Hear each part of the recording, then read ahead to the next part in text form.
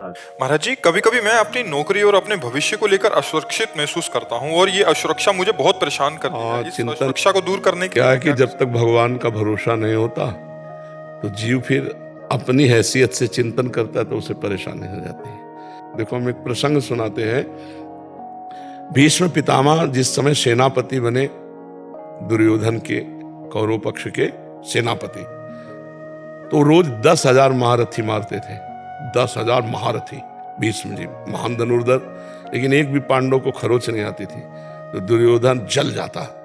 जब शाम के युद्ध का निर्णय सुने, बोले एक भी पांडव नहीं मारा गया। भीष्म जैसे सेनापति, एक भी पांडव नहीं मारा गया। तो उनके शिविर में जाकर के रोज इस बात के लिए झगड़ा करता।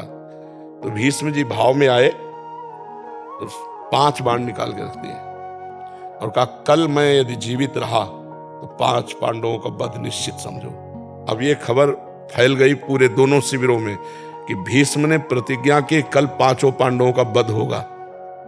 इतने में द्रौपदी जी आ गई। बोले, प्रभु सुना? बोले, हाँ सुना कि 5 पांडवों के वध का उन्होंने 5 बाण निकाल लिए। द्रौपदी जी का, अच्छा अपने दासी के कपड़े लाओ। भगवान ने दासी के वस्त्र पहने। द्रौपदी जी का आगे आगे चलो भीष्म पितामह के शिविर की तरफ। पीछे दासी, आगे द्रौपदी। तो उनका सौभाग्यवती भाव, संध्या का समय था।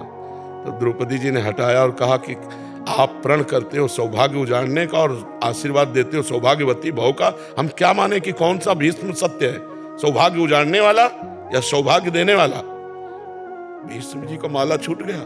उनका वो कहा जो तुम्हें यहाँ लाया है, क्योंकि इतनी चतुराई से तेरे को यहां तक इस समय पहुंचाना केवल उसी का कार्य है।